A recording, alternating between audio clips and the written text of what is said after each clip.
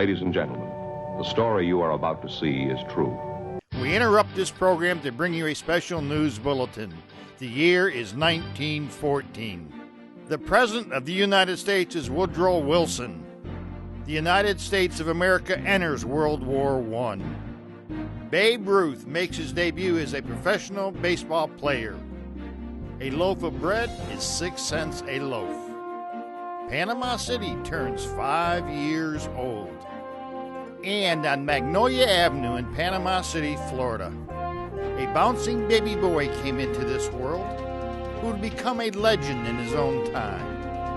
And he would work tirelessly to make this community a better place to live. I was a grown man before I realized that we were poor folks. We had a cow for milk, we had chickens for eggs, and also to eat. And we had a garden for vegetables. And above all, we had love in the family. I had a wonderful family, and I had a wonderful wife. We were sweethearts together for 3 years, and we lived together for 71 and a half years as married individuals. Oh, I was going to high school up there before I met Phoebe. I went with the Sigler boys. They had a farm up there at Ball George. Well, we went out there early one morning to shoot doves. Well, there wasn't any doves flying in that morning, so we had to get back to go to school. On the way out, I saw this skunk there, and I thought about my teacher, biology teacher. I shot the skunk, and I put it in a bag that I was going to bring with doves in that I hoped to kill. Well, I carried the skunk to school, and I left it there. At about 10 o'clock, the superintendent, Mr. Thompson, sent somebody down there to get me out of class. He said, I want you to take that skunk that's down there in the biology teacher's room, take that skunk and do away with it. Get it away from here. Well, I was so well known by all the ones in school there. I was elected president of the 9th grade, Ret.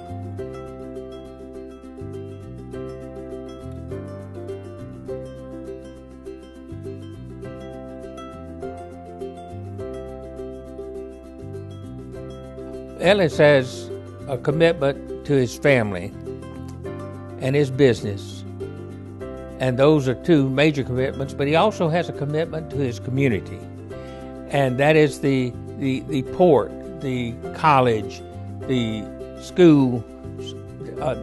That's what he's supporting because it makes it a better place for us to live.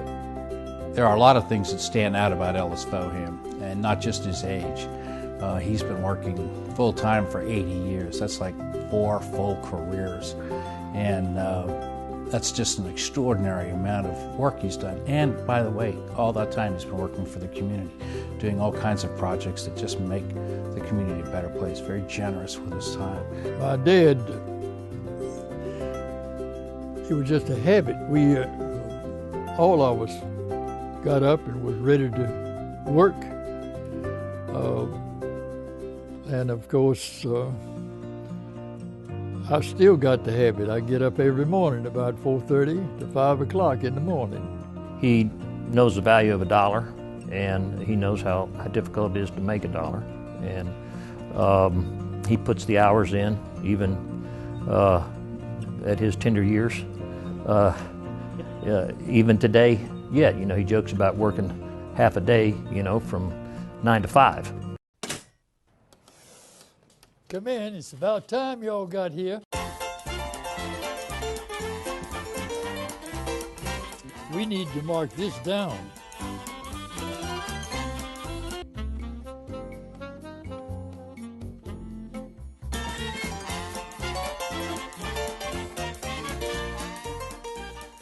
It's all in the day's work at Fowhand Furniture Company, where the customer comes first.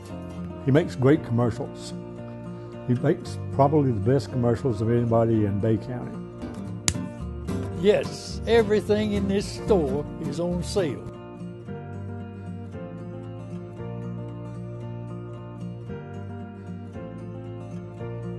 This store here, I bought the property and I built the building, my wife and I.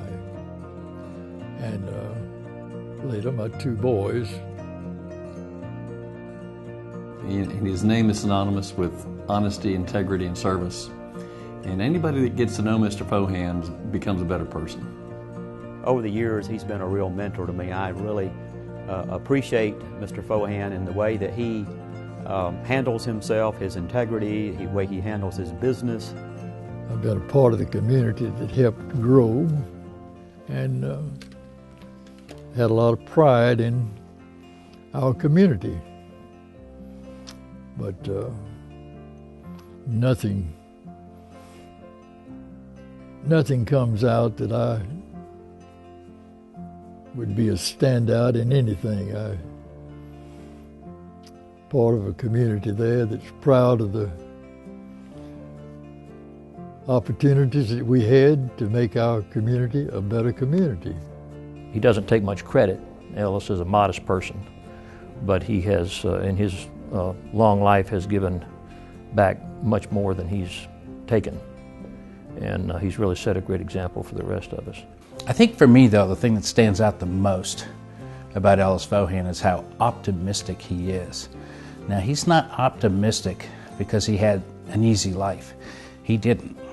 He's lived through wars, major and minor, recessions, depressions, stagnations, inflations, good leadership in our country and bad. His level of energy and enthusiasm and his willingness to continue to be a leader in the community is really something to which I would aspire. I mean, I don't believe I'll make 100, but if I do, I would hope to be as much like Ellis Fowhand as possible. I think of him as a father figure, that's for sure. He's been my mentor, and it's been a pleasure being with him all these years. Mr. Fowhand is the quintessential Southern gentleman. Good old Southern gentleman. One of the finest Southern gentlemen I have ever been privileged to meet. Well, Mr. Fowhand is a real Southern gentleman, and his word is his bond. A true Southern gentleman. Well, you know, Mr. Fowhand's a true gentleman. If you look in a dictionary for the definition of a Southern gentleman, there'd be a picture of Ellis Fowhand.